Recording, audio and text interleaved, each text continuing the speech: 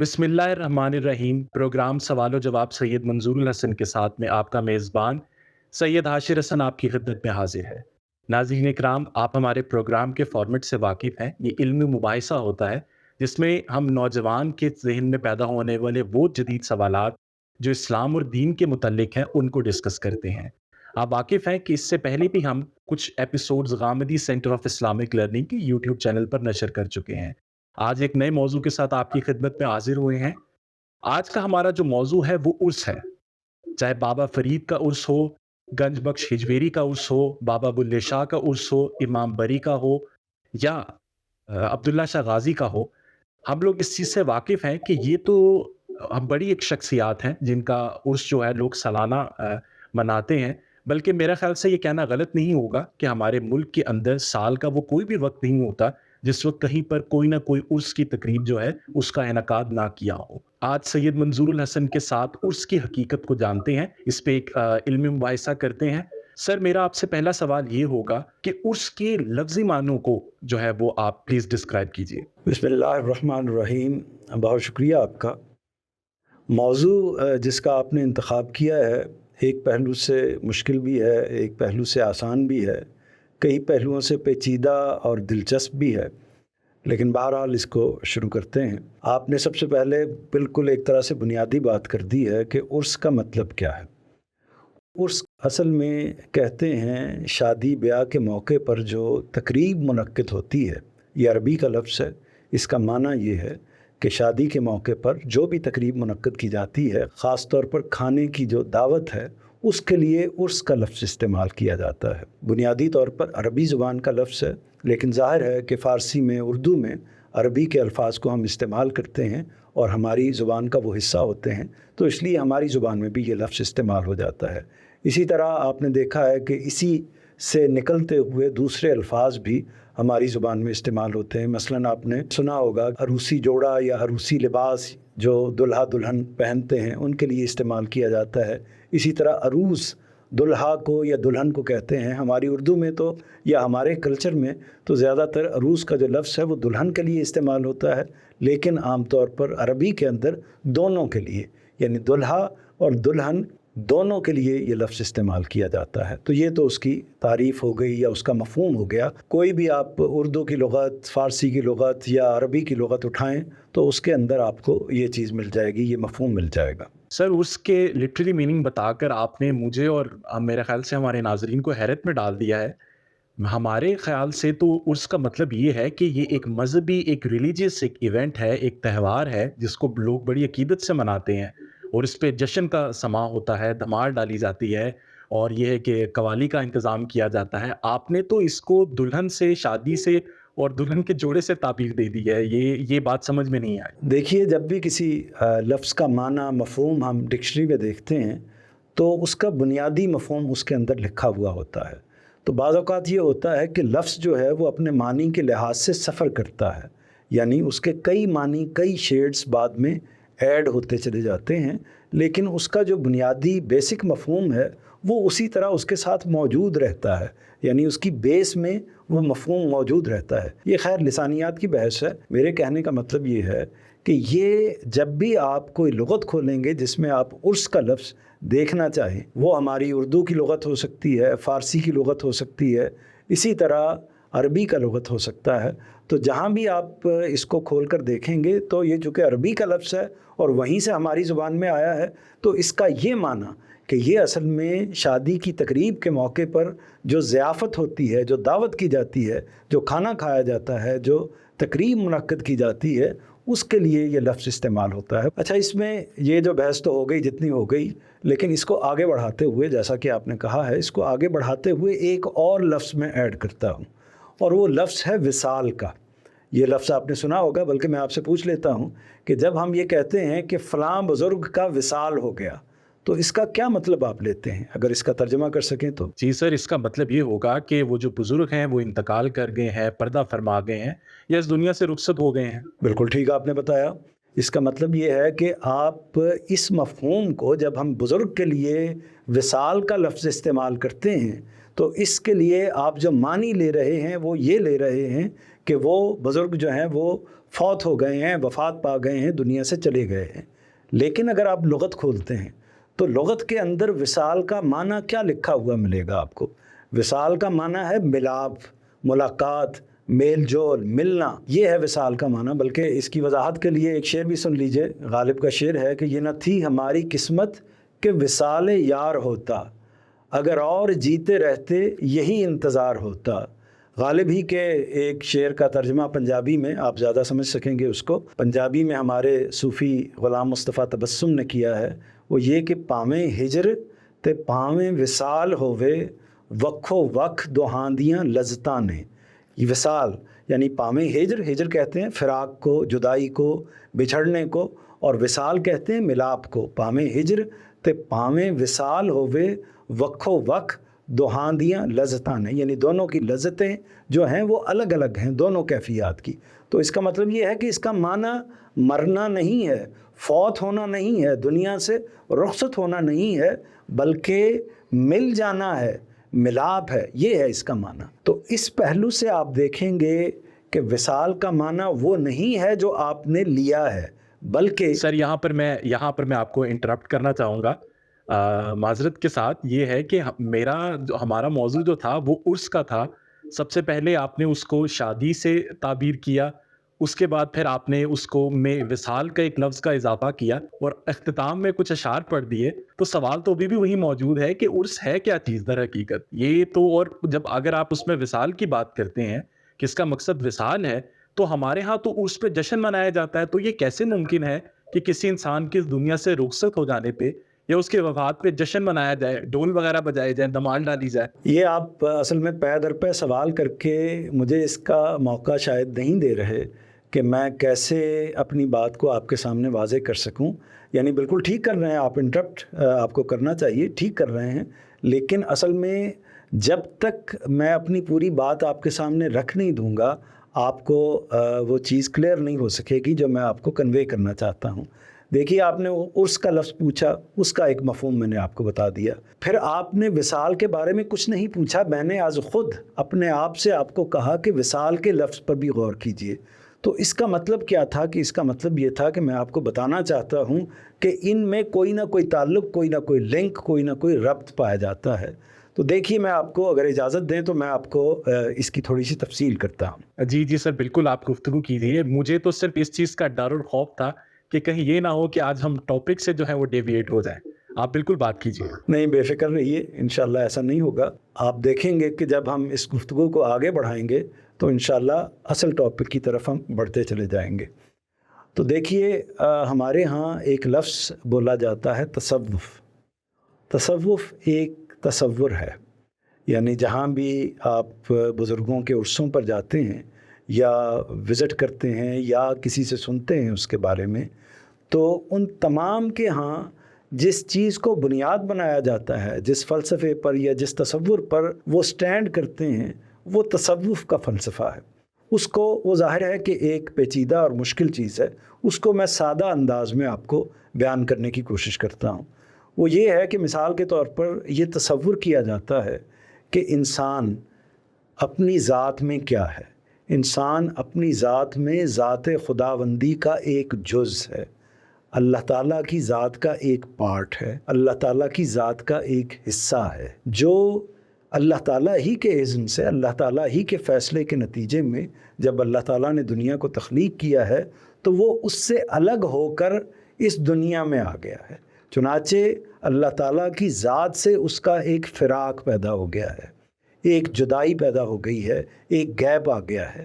تو اب یہ دنیا اصل میں اس کے لیے اس طریقے سے بسر ہونی چاہیے کہ جیسے یہ اپنی ذات کی طرف انسان جانا چاہتا ہے، وہ ایک فراق کی، ایک جدائی کی کیفیت میں مبتلا ہے، اپنے محبوب سے ملنا چاہتا ہے یا اپنی اصل میں ضم ہونا چاہتا ہے۔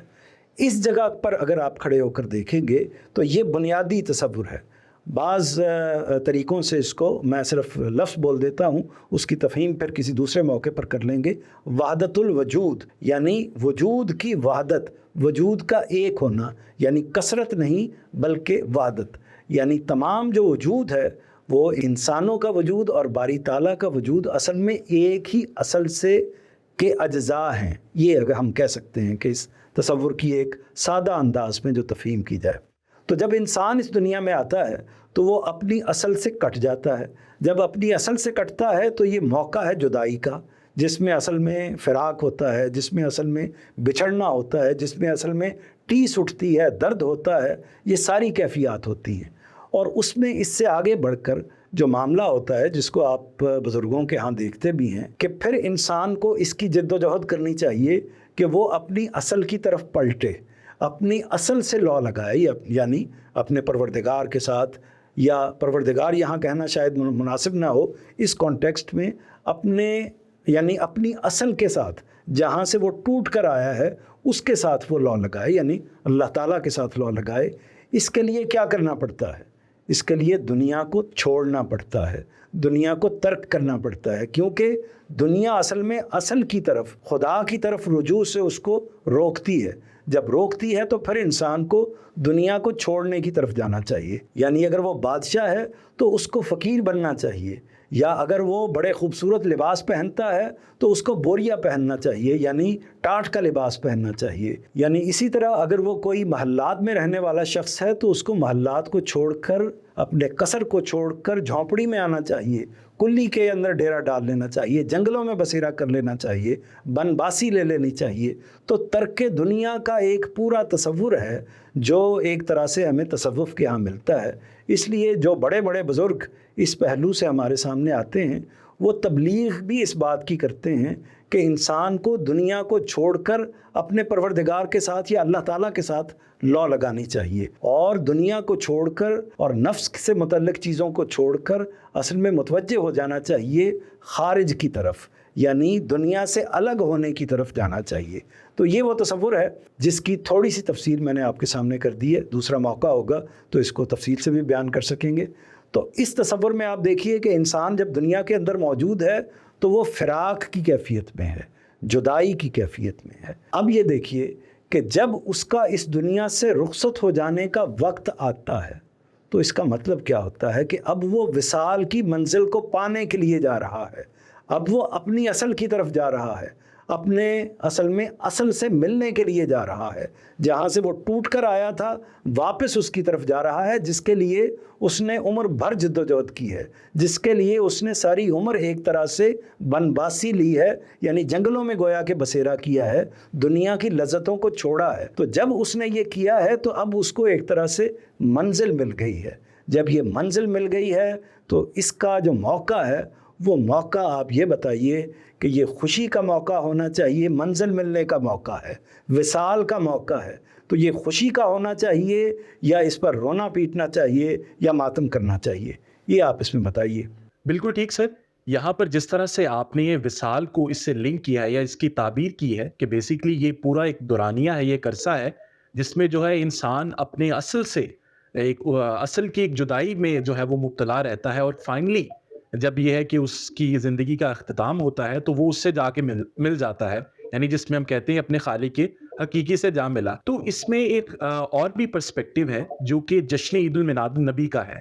تو کیا یہ بھی ہم بالکل اسی طرز عمل پر یا اسی پرسپیکٹیو میں سیلیبریٹ کرتے ہیں؟ یہ میرا خیال یہ ہے کہ اس کو دونوں کو الگ آپ کو رکھنا چاہیے، اور ہمارے ہاں ان دونوں کو الگ رکھا جاتا ہے. یعنی عرس ایک اور تصور ہے، اور اسی طرح عید میلاد النبی کا جو موقع ہے یا اس کے موقع پر جشن کا سما ہونا یا جشن منانا، یہ بالکل اور چیز ہے. اگرچہ ظاہر کے لحاظ سے چونکہ ہمارا کلچر وہی ہے، ہمارے انداز وہی ہیں، ہمارے اسالیب وہی ہیں، اگرچہ اس پہلو سے بعض چیزیں آپس میں ایک دوسرے سے مل بھی جاتی ہیں، ایک دوسرے سے مماثلت بھی اختیار کر لیتی ہیں، کچھ اشتراک بھی اختیار کر لیتی ہیں، لیکن یہ دونوں الگ الگ چیزیں ہیں. بلکہ اگر یہ آپ دیکھیے کہ ابھی آپ نے کیا لفظ بولا، جشن عید میلاد النبی.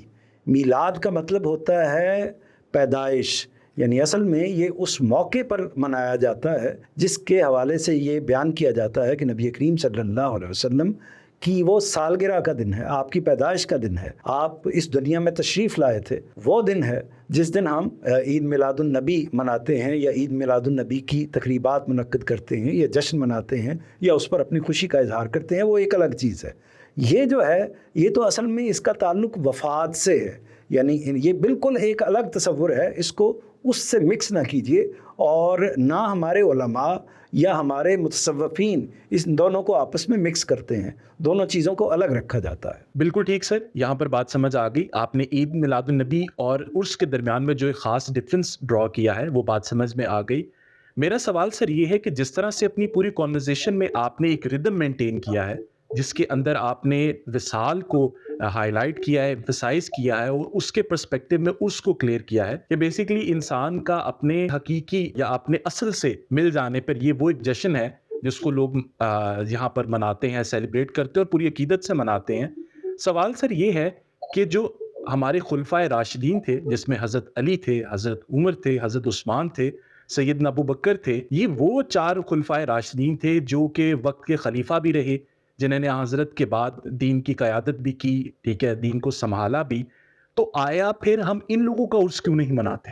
یہ تو بڑی غیر معمولی شخصیات ہیں۔ یہ ذہین سوال آپ نے کیا ہے، اور میرا خیال یہ ہے کہ یہ سوال ہر ذہین نوجوان کے سامنے آتا ہے کہ کیا وجہ ہے کہ عرس اگر کوئی مذہبی رسم ہے، عرس اگر کوئی عبادت کی نوعیت کی چیز ہے، عرس اگر کوئی دین سے متعلق چیز ہے، تو پھر کیا وجہ ہے کہ جو ان بزرگوں سے بڑی ہستیاں ہیں، یعنی جو داتا گنج بخش سے، جو علی حجویری سے، جو اسی طرح فرید الدین گنج شکر سے، یا عبد القادر جیلانی سے، یا باقی جو بڑی بڑی شخصیات کہی جاتی ہیں، ان کا احترام اپنی جگہ مسلم ہے، تو ان محترم شخصیات سے بھی زیادہ محترم شخصیات جو ہیں جن کے آپ نے نام لیے ہیں، اور بھی صحابہ کی پوری جماعت ہے، تو ان میں سے کسی کا عرس نہیں منایا جاتا، بلکہ نبی کریم صلی اللہ علیہ وسلم کا جو ایک طرح سے ہمارے مسلمانوں کے اندر سب سے بڑی شخصیت ہیں، بلکہ ایک طرح سے کائنات کے اندر عظیم ترین شخصیت ہیں، تو ان کا عرس نہیں منایا جاتا،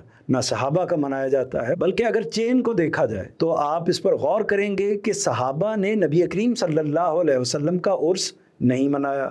اس کے بعد صحابہ کے بعد جو تابعین آئے ہیں، یعنی جنہوں نے حالت ایمان میں صحابہ کو دیکھا ہے، ان کی صحبت اختیار کی ہے، انہوں نے صحابہ کرام کا عرس نہیں منایا۔ اس کے بعد تبع تابعین آئے ہیں، انہوں نے تابعین کا عرس نہیں منایا۔ تو یہ چین اس طرف کیوں نہیں چلی؟ آپ کا سوال بالکل صحیح ہے، اسی کے اندر اس کا جواب موجود ہے کہ اگر یہ کوئی برحق بات ہوتی، اگر یہ کوئی درست بات ہوتی، اگر یہ کوئی صحیح بات ہوتی، اگر یہ کوئی دین میں مطلوب بات ہوتی، تو سب سے پہلے اس کام کو صحابہ کرام انجام دیتے، کیونکہ صحابہ کرام کی جماعت وہ جماعت ہے جس جماعت سے ہمیں دین موصول ہوا ہے۔ ہم نے جو دین لیا ہے وہ صحابہ کرام سے لیا ہے، صحابہ کرام نے نبی کریم صلی اللہ علیہ وسلم سے دین لیا ہے، اور نبی کریم صلی اللہ علیہ وسلم نے اللہ تعالیٰ سے براہ راست یا جبرائیل علیہ السلام کے توسط سے دین حاصل کیا ہے۔ تو ہمیں یعنی باقی پوری انسانیت کو جو دین ملا ہے